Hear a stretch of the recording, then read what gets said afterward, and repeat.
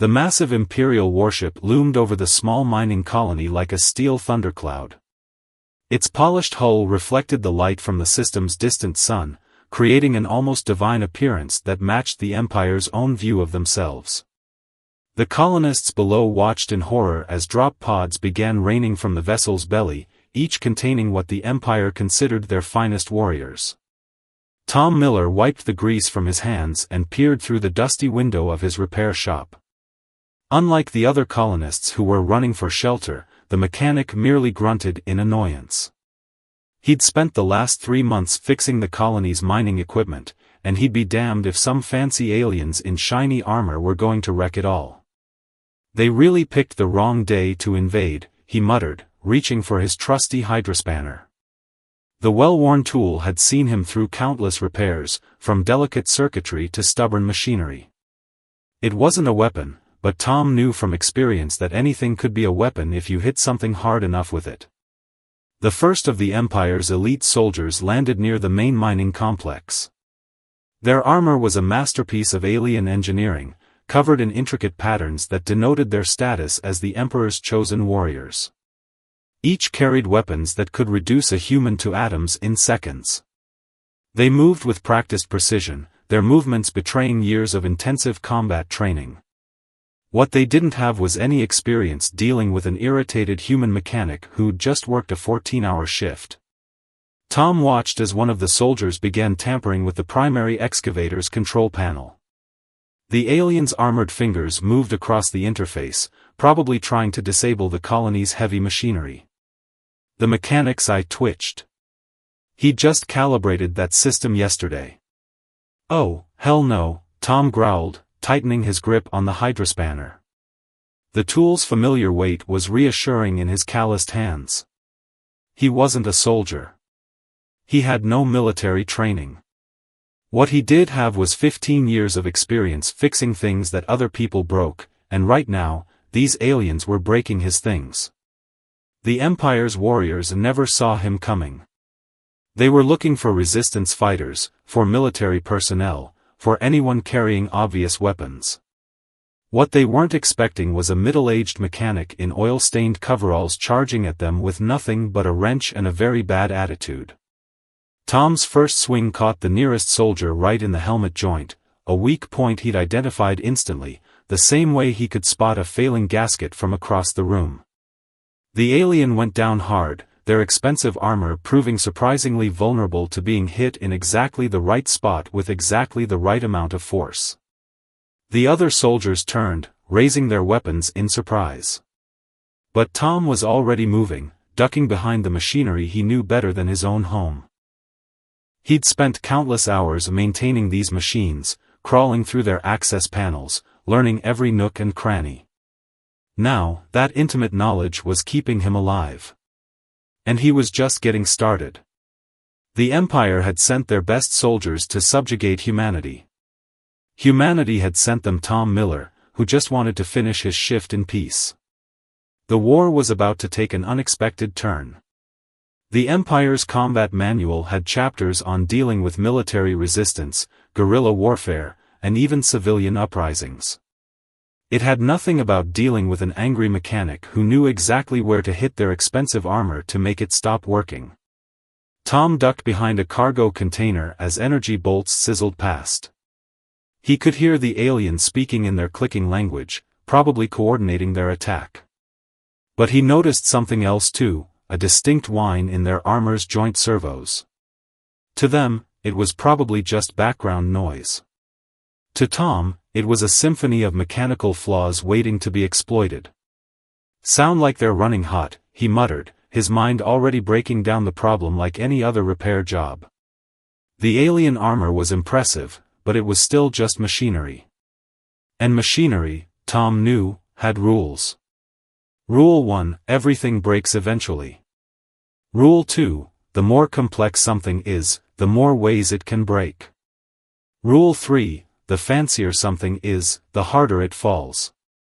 The Empire's elite soldiers were about to get a crash course in all 3 rules. Tom reached into his pocket and pulled out a handful of metal shavings he'd collected from the mining drill's maintenance. In his other hand, he gripped his hydrospanner like a lifeline. The aliens were closing in, their footsteps heavy with the weight of their powered armor.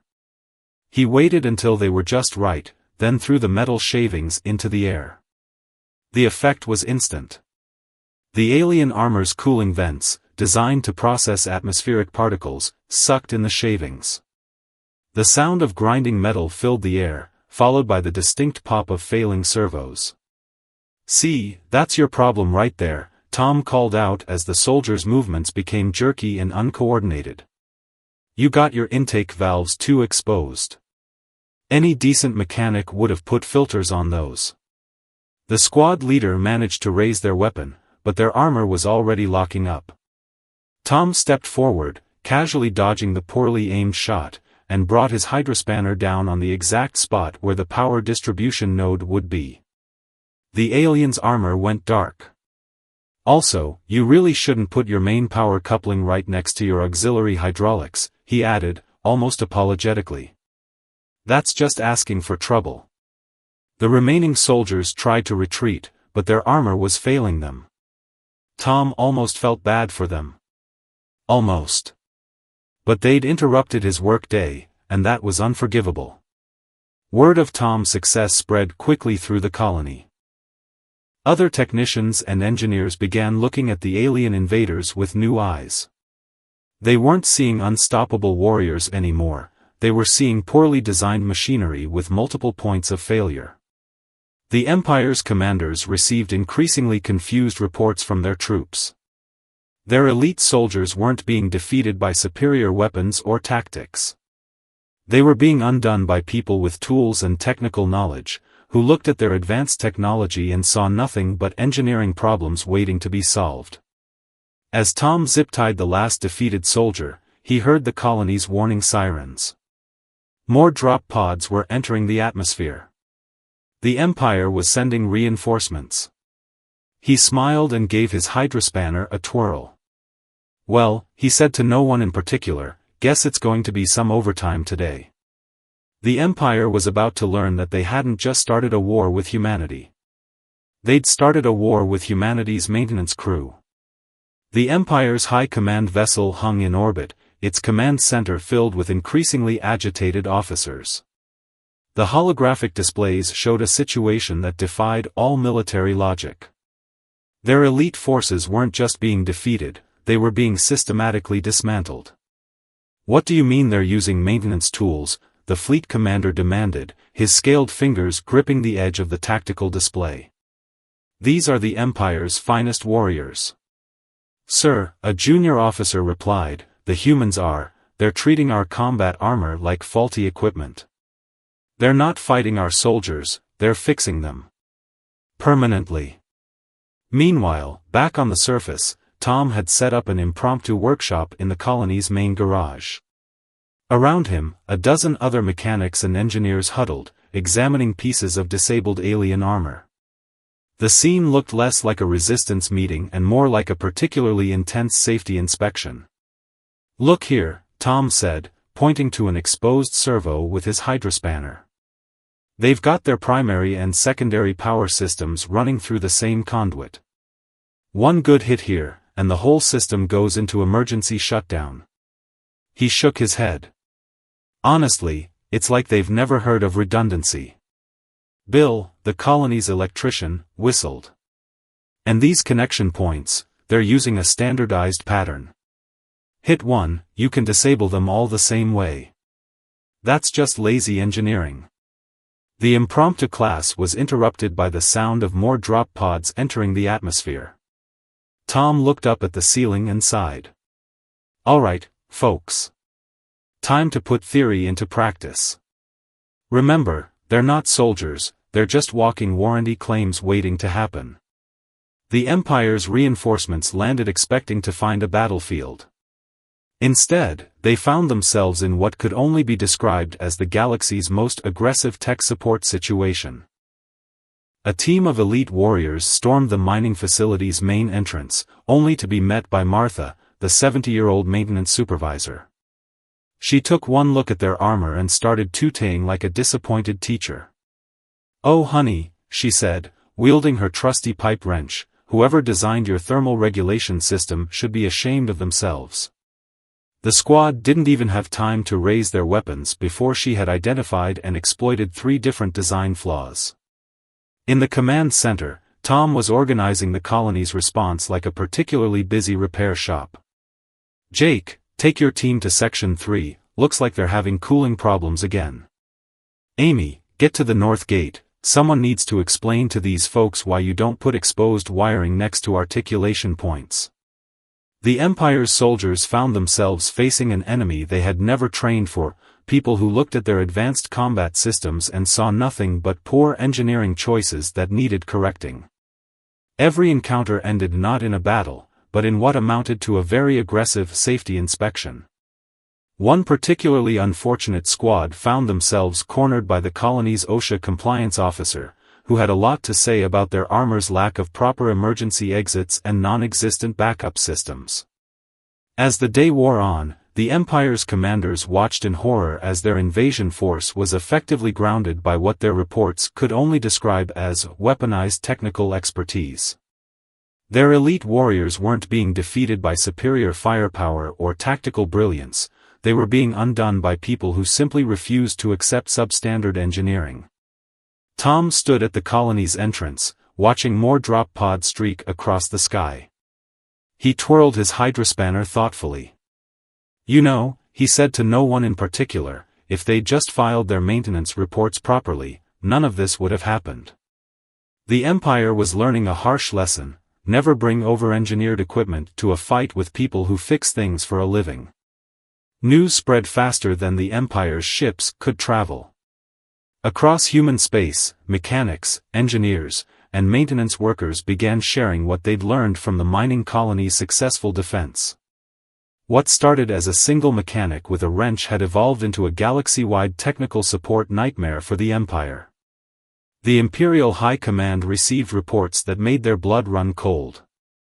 On Planet X-227, their elite shock troops had been defeated by a plumber who kept insisting their armor's hydraulic systems weren't up to code.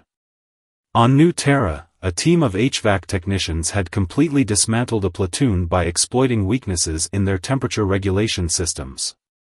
Tom found himself becoming an unexpected celebrity in the Resistance.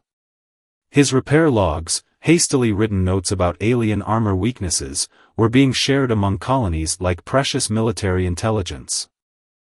He'd never wanted fame, he just wanted equipment to work properly. "Look," he explained during an emergency broadcast to other colonies, "it's not rocket science.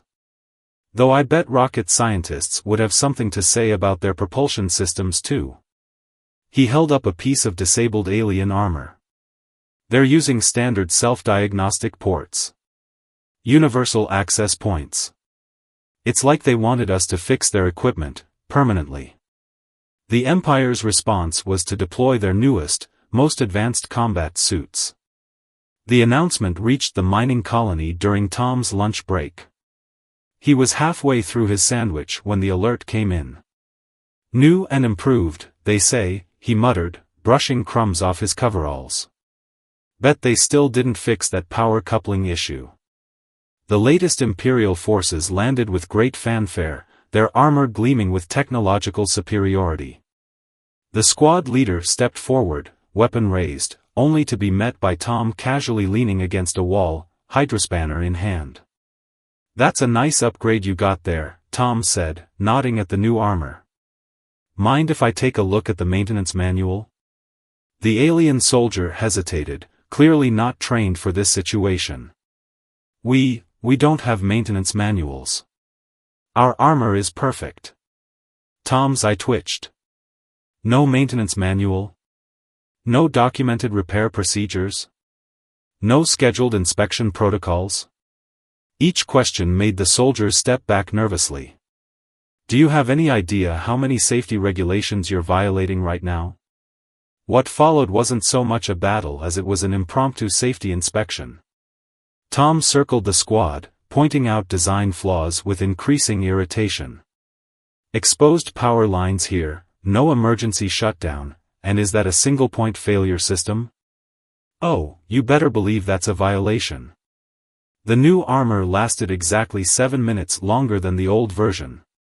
As Tom zip-tied the disabled soldiers, he was already dictating notes into his communicator. Attention all colonies, new Imperial armor shows same basic design flaws. They added more power but forgot to add more common sense. Standard disable procedures still apply. Also, someone tell engineering I'm going to need more zip ties. In orbit, the Imperial commanders watched in horror as their new, supposedly perfect armor was defeated by what their translators described as aggressive technical feedback. They're not even using weapons, one commander shouted. They're using repair tools and safety regulations. Back on the surface, Tom was organizing a new defensive line. But instead of military fortifications, it looked more like a particularly thorough repair shop. Remember folks, he called out to the other technicians, we're not fighting a war, we're just fixing some really persistent equipment problems. The Empire was learning that there was something far more terrifying than human warriors, human maintenance workers with a point to prove. The Empire's Council of War convened in their grand flagship, surrounded by holographic displays showing their mounting losses. The reports were becoming increasingly bizarre, their forces weren't just being defeated, they were being critiqued. They've started leaving performance reviews, a general announced, his voice trembling. This one from Earth's Maintenance Workers Union says our latest battle armor fails to meet basic workplace safety standards and shows a complete disregard for proper documentation procedures. Meanwhile, Tom had been busy. The mining colony's garage had transformed into what he called the Rapid Unplanned Disassembly Department. Pieces of alien technology lined the walls, each tagged with detailed notes about their flaws and failure points. The problem, he explained to a group of visiting technicians, is that they keep thinking bigger is better. He picked up a disabled alien weapon. Look at this, 3 different power systems, but no basic failsafe. It's like they never heard of Murphy's Law. The Empire's response was to send in their most sophisticated combat unit yet, the Royal Guard, equipped with armor that supposedly had no weaknesses. They landed outside the colony in perfect formation, their armor gleaming with an iridescent sheen that probably cost more than the entire colony's yearly budget. Tom watched them through his shop window while finishing his morning coffee. Fancy, he muttered. Bet they still didn't include proper maintenance access panels.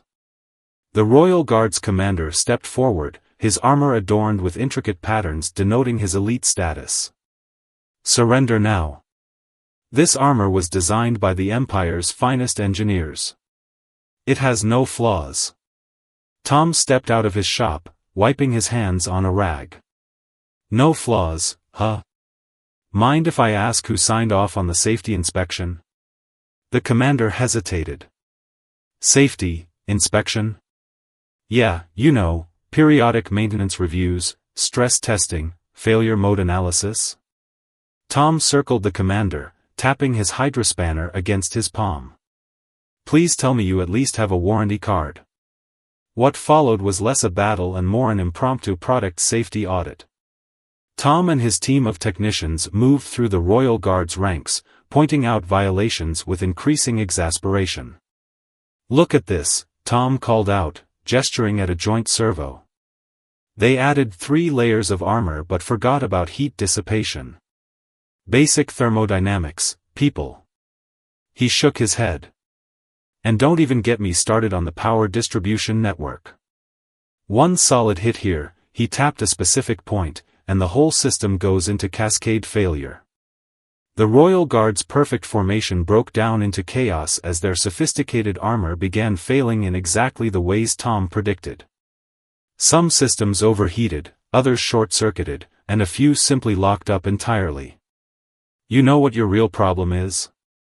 Tom asked the commander as he disabled the last power coupling. You guys keep trying to make things complicated. Sometimes, simple is better. Like this hydrospanner, been using it for 15 years, never needed an upgrade. As the last of the Royal Guard was zip-tied and tagged with detailed failure analysis reports, Tom received an urgent message. The Empire had deployed their ultimate weapon, a planet-sized battle station. Tom looked at the massive structure appearing in the sky, then at his trusty hydrospanner. "Well," he said with a grin, "bigger things just mean bigger problems to fix." The Empire was about to learn that size doesn't matter when you're facing someone who fixes things for a living. After all, to a maintenance worker, everything is just another job ticket waiting to be closed. The planet-sized battle station loomed in the sky like an artificial moon, its surface covered in weapons that could reduce entire continents to ash. The Empire had spent decades building it, making it their ultimate symbol of power. They called it the Planet Killer. Tom called it the biggest maintenance nightmare I've ever seen. In the colony's hastily assembled war room, which was really just the break room with more coffee machines, Tom stood before a holographic display of the battle station, surrounded by Earth's finest maintenance workers, engineers, and technicians. "All right folks," he said, taking a sip from his "World's Okayest Mechanic" mug, "what we're looking at here is basically a giant machine. And what do we know about machines? Everything breaks," the room chorused back. "And the bigger they are, the harder they fall." Tom nodded, pointing at the battle station's schematic with his hydrospanner. "Look at the size of that thing. You know what that means? More parts to maintain. More systems that can fail. More things that can go wrong." He grinned. Murphy's Law on a planetary scale. The Empire's commanders watched in confusion as their ultimate weapon was met not with terror, but with what appeared to be a galaxy-wide technical consultation. Maintenance crews from every human colony were sharing notes, pointing out potential design flaws, and discussing proper safety protocols.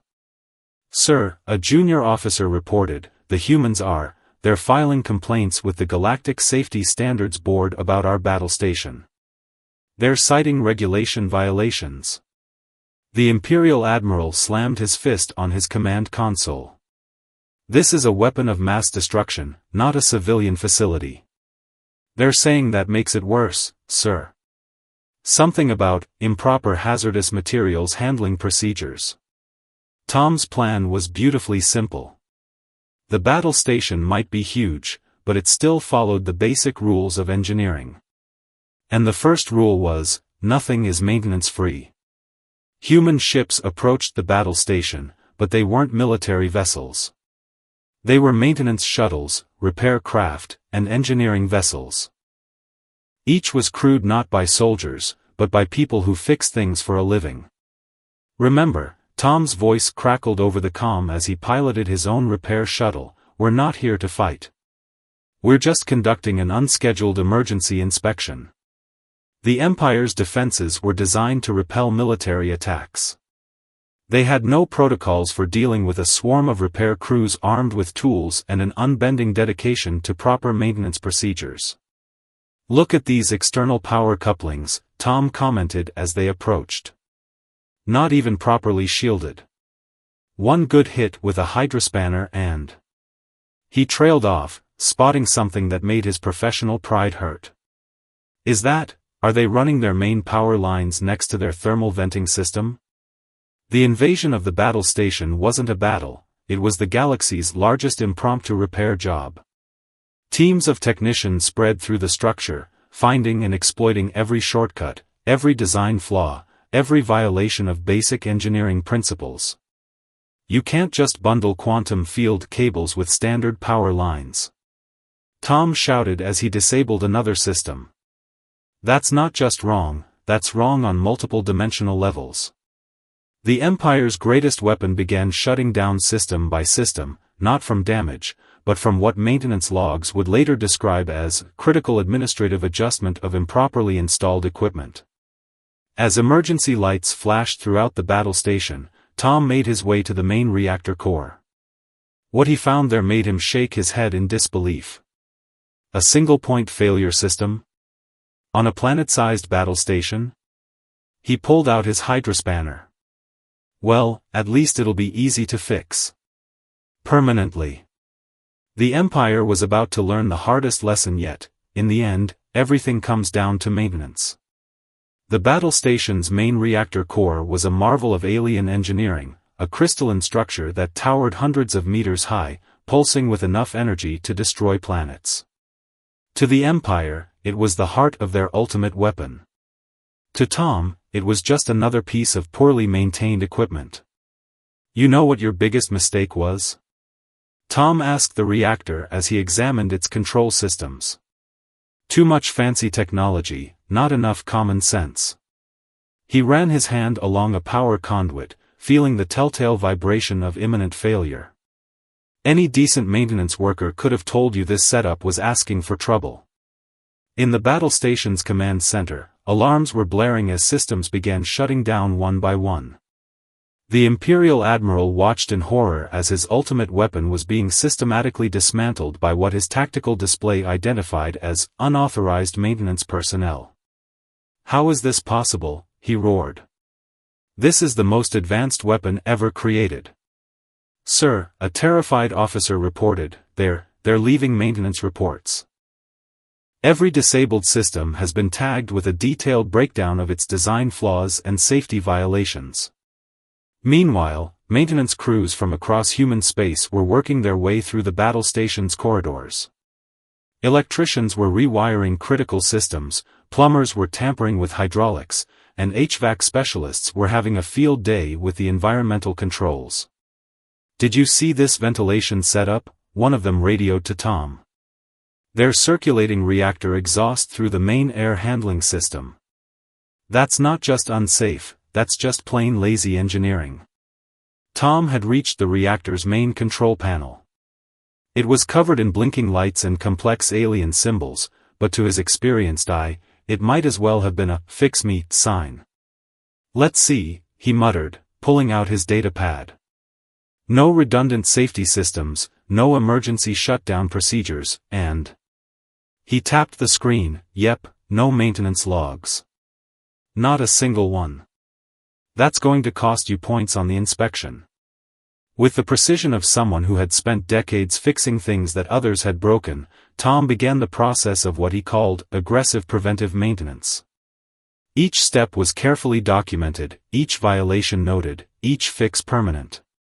The Empire's commanders could only watch as their ultimate weapon was effectively turned off by a man with a wrench and a grudge against poor engineering practices. "Sir," the communications officer reported, "they're broadcasting something to all frequencies." The Admiral's screen filled with Tom's face, looking more annoyed than triumphant. "Attention Imperial Engineering Department," he began, holding up his hydrospanner. "We've completed our inspection of your battle station. I've got some good news and some bad news. The good news is we've identified all the problems with your system. The bad news is..." He gestured around him, "well, pretty much everything else. I'm going to have to mark this as a failed inspection. Critical safety violations, no maintenance documentation, and don't even get me started on your power management setup." The battle station's lights flickered and died as Tom implemented his final fix. "I'm issuing a cease and desist order on all operations until these violations are addressed.